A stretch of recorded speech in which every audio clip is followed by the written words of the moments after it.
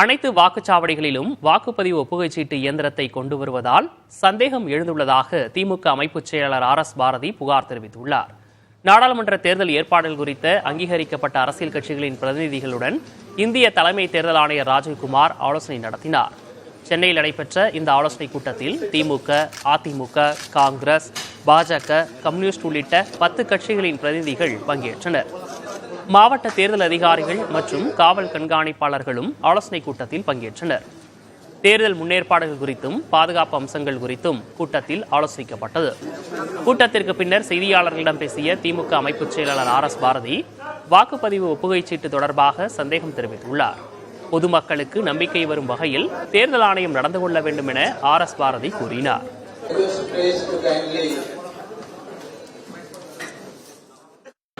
Ballot box அதற்கும் control என்று சொல்லப்படுகின்ற யூனிட் கண்ட்ரோல் அதற்கும் டைரக்டா இருந்தது. இதற்கு இடையிலே இப்பொழுது விவிபேடை கொண்டு வந்து வைக்க வேண்டும் என்ற ஒரு புது நிலையை கொண்டு வந்திருக்கிறார்கள். இது சட்டத்திற்கு புறம்பானது. ஆக அளிக்கின்ற வாக்கு டைரக்டா கண்ட்ரோல் யூனிட்டுக்கு போவதுதான் நம்பகத்தன்மையை உருவாக்கும்.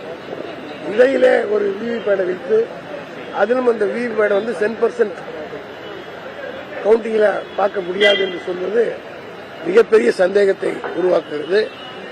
அதோடு மட்டுமல்ல, தேர்தல் ஆணையமே இது போன்ற வழிமுறைகள் பின்பற்றினால் 1% 2% வரை எரர், அதாவது தவறு நடப்பதற்கு வாய்ப்பு இருக்கிறது என்று அவர்களே ஒத்துக்கொள்கிறார்கள். வாக்காளர் பட்டியலில் உள்ள முரண்பாடுகளை களைய வேண்டும் என தேர்தல் ஆணையத்திடம் கோரிக்கை விடுத்துள்ளதாக அதிமுக முன்னாள் அமைச்சர் ஜெயக்குமார் தெரிவித்துள்ளார்.